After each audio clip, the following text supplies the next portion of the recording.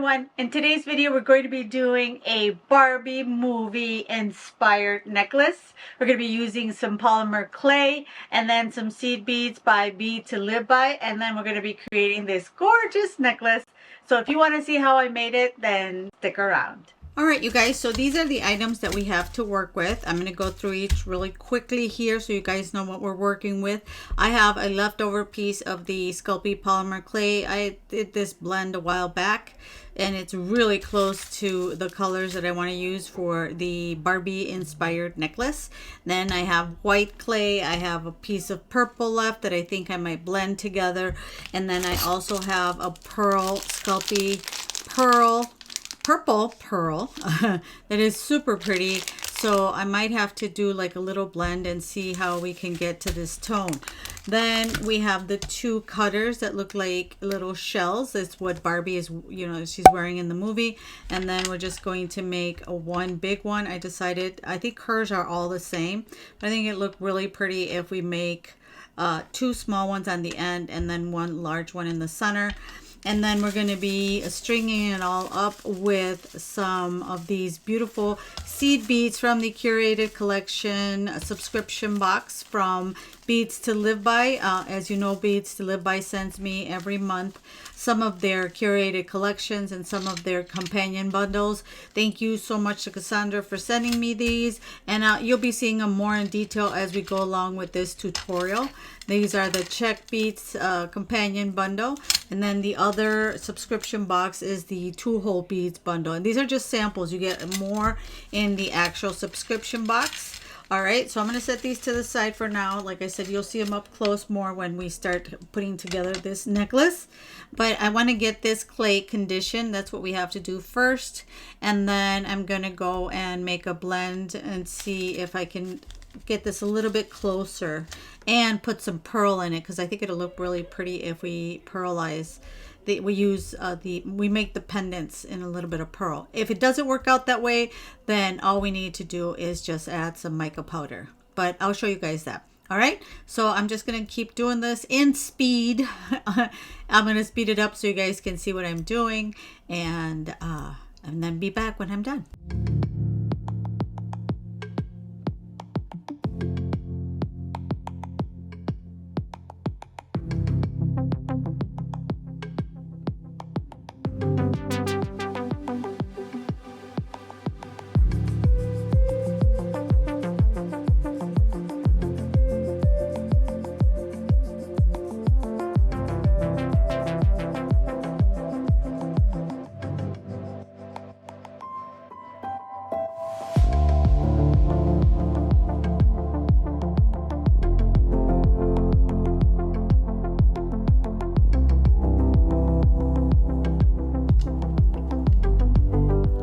Okay, so guess what? Look at what we have.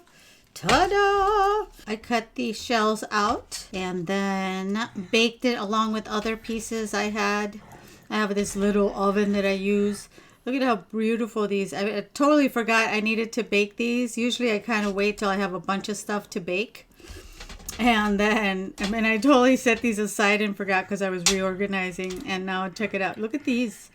I tested my hand at making roses and I love the way they turned out. So pretty. And then I made some other beads. You know, so I turned some of the my leftover canes, turned them into beads. And then I love making leaves. For some reason, I'm addicted to making these little leaves. They're so pretty. And I totally forgot that I had made these pods. These are made by Turtle Soup Beads. If you're interested in learning how to make these pods, she's got a really great video on her channel. So yeah, her name is Susan, and her channel is Turtle Soup Beads, in case you're interested in learning how to make them. I'm going to set these to the side. How pretty are these? Look at that. So then we're going to hang them like this. So now what we need to do is drill a hole in here, and for that I have a little tool. It's not a Dremel tool, but it's this little, like, I think I bought it on AliExpress. It came up and I got it super cheap and works really slick. So basically what I do is, like right here, And then just go through here. Get my finger out of the way. See? And I might make this a little bit bigger. There we go. Same here. And then this one. And I have some sandpaper. It's really super fine. I think this one is, yep, this one is 400. So what I like to do is just kind of sand off these little lips here. All right, so now that we drilled the holes, now what I wanted to try out is that I've had these metallic, they're called metallic rub-ons, and they come in different colors. I have 4 of these different colors, and I've never tried them out, but I am curious to see how they work. I'm going to use this color. I think you could just use your fingers. Play with finger. Yep. So let's see what happens. Let's see if we get a nice... Let's see if it makes it a nice and metallic-y. I don't see anything happening.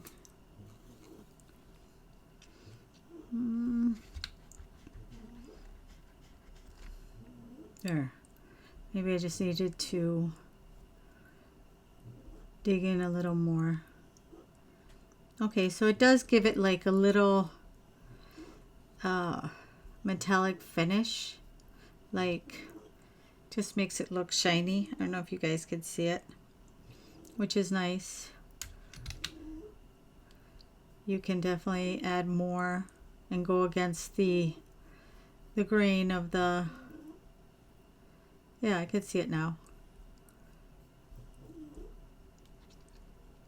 I don't know if it comes up on camera. I think so. So I'm going to add on to these 2 little guys. Yeah, you can see the difference. You can totally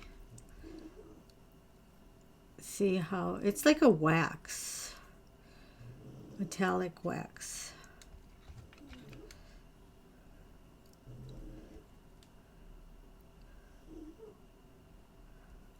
This guy is misbehaving a little bit. It kind of wanted to kind of curved up a little bit. I don't know what the deal is. I might have to leave it pressed into something heavy. But I like this little like pearlized finish that is giving these shells, which is perfect for a shell, especially a Barbie shell. Barbie inspired necklace. I love it.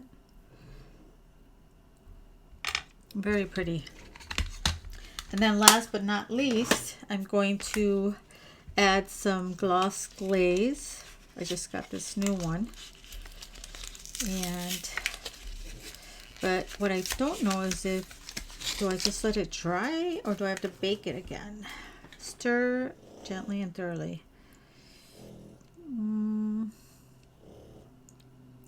Let dry 30 minutes in between coats, fully dry after 24 hours. Okay, so what I'm going to do is, instead of doing it right now, yeah, I don't think I'll wait. Instead of doing it right now, I'm just going to put the necklace together and then I will put it on later. But it's going to look exactly like this, so it won't be different. It's just a little glaze to seal up that metallic that we added onto it. All right, so let's bring in our mat. Okay, so I cut 24 inches of some soft flex beading wire. And I'm just going to add a bead stopper on one end.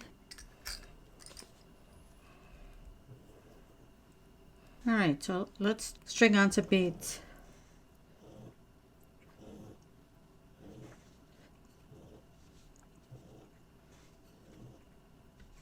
Oh my gosh, you guys, look at how pretty this turned out. Oh my goodness, I love it.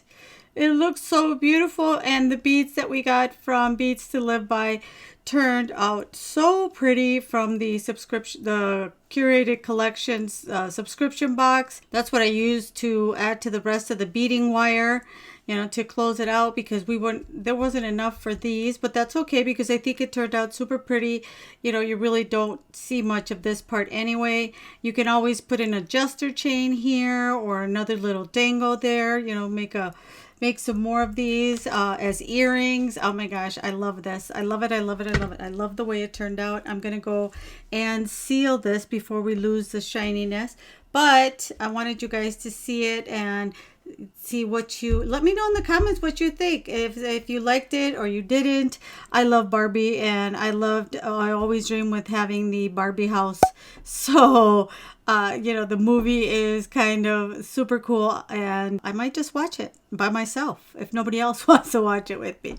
We'll see. So let me know, you guys, did you like Barbie when you were growing up, or were you not a Barbie kind of kid? My sister and my kids, my daughter wanted nothing to do with Barbie. So stay tuned for another project using Beads to Live By. I've been trying to record several videos at once so that I'm not rushing to film, because I do have my day job. So sometimes it gets a little difficult for me, but I've been trying to batch film more videos for you guys. So definitely stay tuned for more projects using the seed beads from Beads to Live By. And I hope you like this video. In the meantime, I'm going to leave you with my last Beads to Live By tutorial. Go check it out. Let me know what you think, and I'll see you guys over there. Thanks for watching. Bye.